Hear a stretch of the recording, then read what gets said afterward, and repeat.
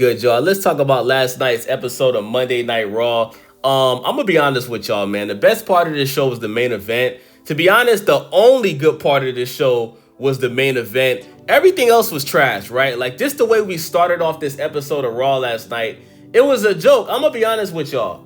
When I turned on Monday Night Raw last night and I saw that Triple H started the show off with EU Sky, Liv Morgan, and Dirty Dom, I had to keep checking to see if this was an old episode of Raw or if this was the episode that was live last night, because my brain, it couldn't compute as to why Triple H decided to start the show off with EU Sky, Liv Morgan, and Dirty Dom, right? Like, all three of these people, right? They're lackeys in my opinion. They're not superstars. EU Sky is obviously a champion right now. Dirty Dom is the Intercontinental Champion right now. Liv Morgan, I believe, is a tag team champion right now. But you just don't start off the show with, talent on their level, right? Like, they're like filler wrestlers. They're not main event wrestlers. They're not, superstars. You understand what I'm saying? I just don't understand, like, why not start the show off with Seth freaking Rollins, right? Or if you want to start the show off with a female wrestler, you start the show off with Rhea Ripley, who is by far the most popular female wrestler on the roster, right? Like, imagine somebody hasn't watched wrestling in a couple years and they put Raw on last night and they see EU Sky, Liv Morgan, and Dirty Dom starting off the show. There's a chance they don't even know who any three of those people are, right? They may just look at it and just turn it off and say, this is why I stopped watching wrestling in the first place, you know what I'm saying? So anyway, EU Sky drop kicks Liv Morgan after she asked for the title and gave it back to her. EU pretty much told Liv that you can't steal the belt like she stole Dirty Dom from Rhea Ripley. I thought that was pretty funny. And EU Sky, she's gotten really, really good on the mic, right? Like, obviously, she's still working on her English, but it's getting better week after week. And I love the fact that EU Sky is champion right now. I think she deserves it. She's very good in the ring. And, shout out to her. So next, we have a fatal four-way between Asuka, Ivy Nile, Stephanie Valkyr, and Raquel Rodriguez. And I personally wanted Stephanie Valkyr to win this match, but realistically, I knew that Asuka was going to win this match because it was her first match in a year, and they've been heavily promoting the fact that she was returning. So me just knowing how the business works, I knew that Asuka was going to win this match. And it seems like the WWE is prioritizing pushing Japanese female wrestlers right now, which is pretty dope. Obviously, Kairi Sane has been getting heavily pushed. Kairi Sane is the former tag team partner of EU Sky. And, I like how they wrestle, man. I think the Japanese female wrestlers are really good inside that ring. So anyway, we start the match off with Stephanie. She does a sick dragon screw on Asuka. Damn near took her knee off and then does the special. She tries to do that special move on Ivy now, but it gets broken up by Raquel. So then Stephanie tries to do the special Booker T move, the yeah. So she tries to do it on Raquel. Raquel counters by standing up, and while Stephanie is on Raquel's shoulders, she kicked Asuka, right? So then Raquel tries to throw Stephanie Valkyr out of the ring. Stephanie Valkyr is able to hold on and pretty much counter by doing the Booker T special move on the apron outside of the ropes, right? After this, Asuka puts Stephanie in the Asuka lock. Nia drop kicks Stephanie. Rhea Ripley stops Raquel from winning the match, hits the riptide on Raquel outside of the ring, pretty much throws her back into the ring, and then Asuka pretty much does her special move and wins the match. This match was it was alright, right? There was some good moments. I don't think it was bad, but my whole thing is this, right?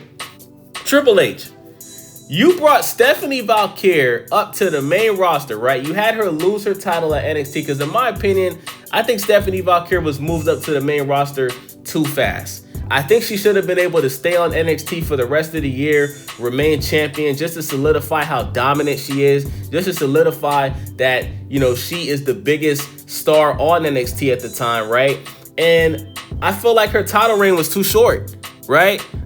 Triple H had her lose her title early to a nobody, just to move her up to the main roster to lose to Asuka, who hasn't wrestled in over a year.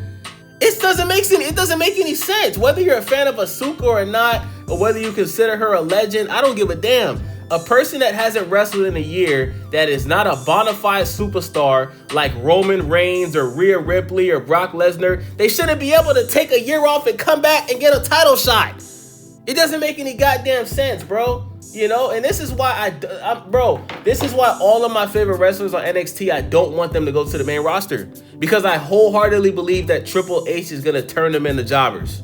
Don't be surprised if Stephanie Valkyrie in the next couple of months just becomes a straight up jobber and just loses match after match like Carmelo Hayes, right?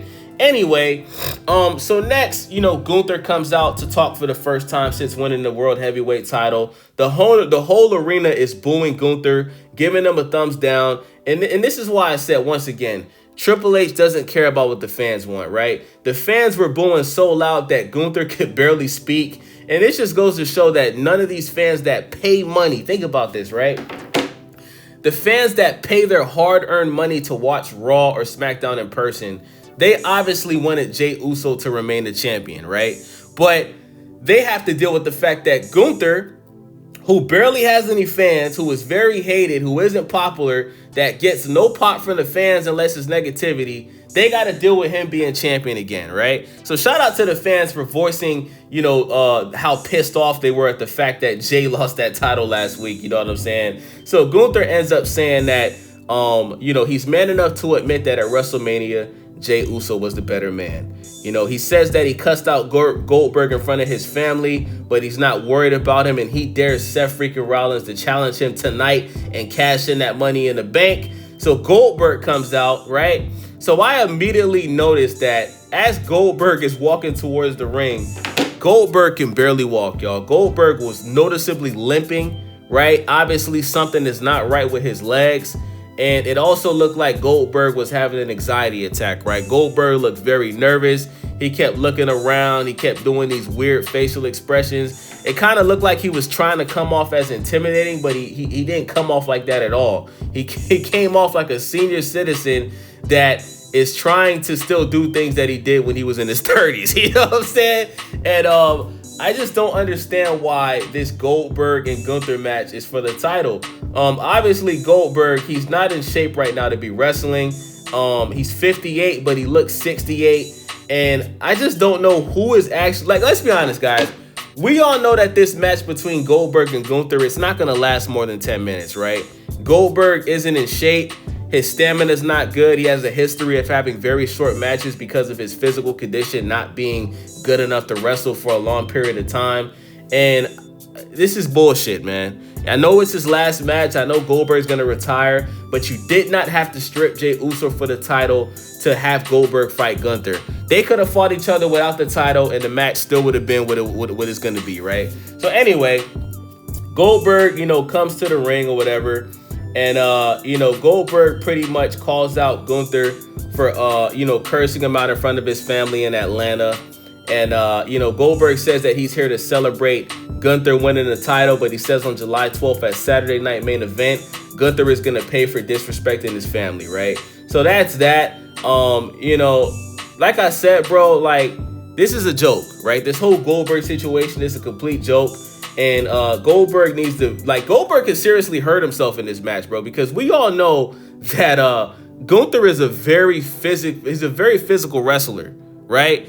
Don't be surprised if Goldberg hurts himself in this match. So next, JD McDonagh goes one-on-one with AJ Styles. Dirty Dom accompanies him to pretty much try to help him win the match. So we start the match off with JD hitting a sick brain buster and almost gets the 3 count on AJ Styles. AJ Styles hits his finisher and wins the match. Dirty Dom tried to attack AJ Styles, but he got beat up. Finn Balor pretty much came to save him and pulled him out of the ring. After this, AJ Styles picks up Dirty Dom's belt and flexes with it, pretty much indicating that he's coming for that title. And I would love to see AJ Styles win his title from Dirty Dom. I don't think Dirty Dom really did anything to deserve that Intercontinental Championship, me personally. But the fans like Dirty Dom, and that's all that matters, right? So next, Bayley comes out to speak for the first time since returning last week. And I gotta say this, man. Ever since Bayley came back last week, y'all, Bayley has looked sexy as hell, man. Like, I don't know what she did. I don't know if she just lost a couple pounds or maybe she got a little makeover or whatever. But Bayley, she has looked like a little baddie since she came back, man. So shout out to BBL Bayley, you know what I'm saying? It looked like her ass got a little fatter too. Shout out to Bayley, right? So Bayley calls out Becky Lynch for taking her out at WrestleMania 2 years ago. No, she stopped her from getting to WrestleMania 2 years ago. And she says that she's taking back everything Becky took from her. So Becky comes out and Becky says that Bayley accepted being second fiddle. She says Bayley puts having friends over legacy. And Becky says that she used to fight for the fans until they turned on her. She says that the fans didn't care when she took Bayley out of WrestleMania. And then Bayley calls Becky insecure, and that's why she took a whole year off.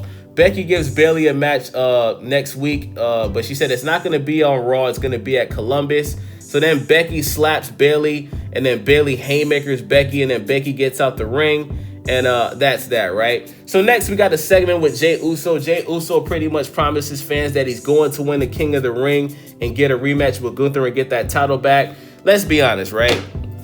Jey Uso, don't lie to the fans, bro, right? We've already heard the reports that Triple H is planning on you going back to being a tag team partner with Jimmy Uso. The chances of Jey Uso even getting a chance to have a rematch for that belt, I think it's very slim to none. But you know, Jey Uso, don't give your fans false hope, bro. Don't do that, man.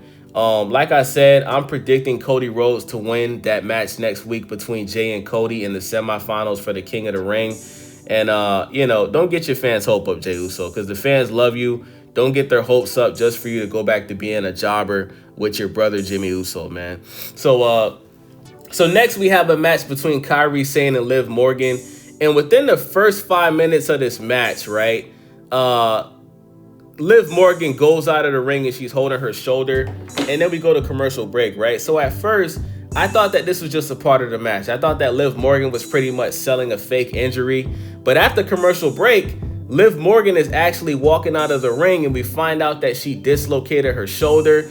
So shout out to Liv Morgan, man. Liv Morgan, you got to drink some more milk, baby. Hit the weight room, because Liv Morgan is a pretty skinny for a wrestler.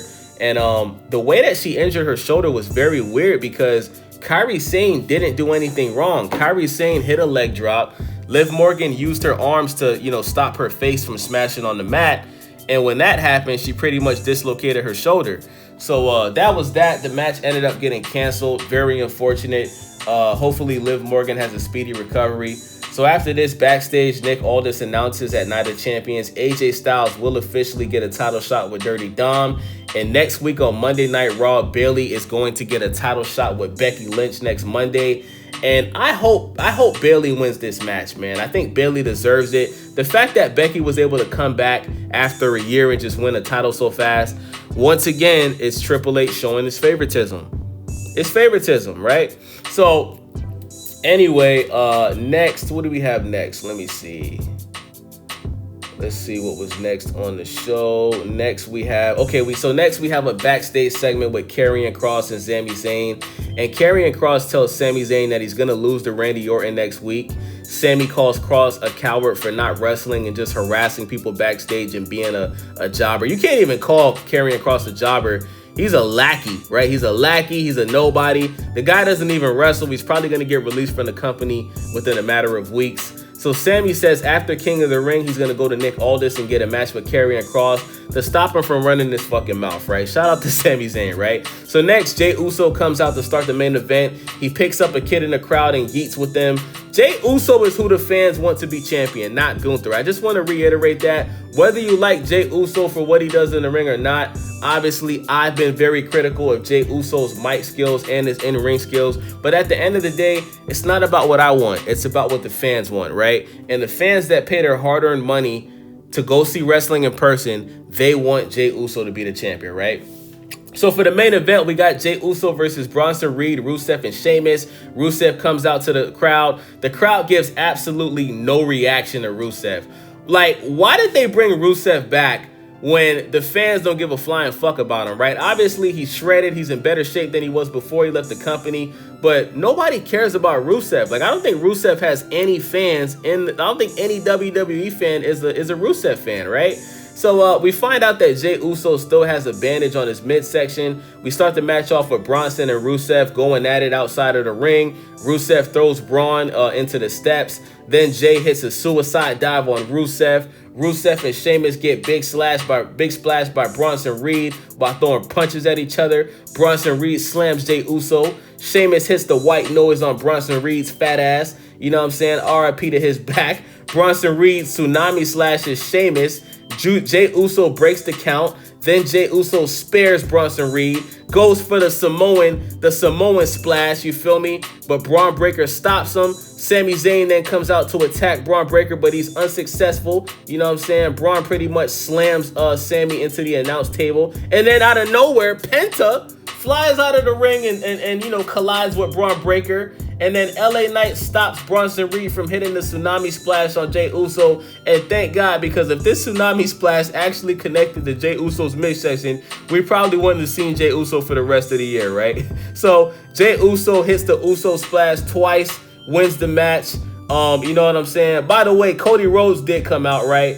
But you know, so what happened was after Jay Uso won the match, Seth Rollins came out pissed off because his homeboy Bronson Reed didn't win. So he attempted to hit the curb stop on Jay Uso, but Cody Rhodes pretty much came out and stopped him. Cody Rhodes came into the ring. Him and Seth Rollins stared at each other for like 5 minutes, looking like they wanted to kiss each other. Nothing happened.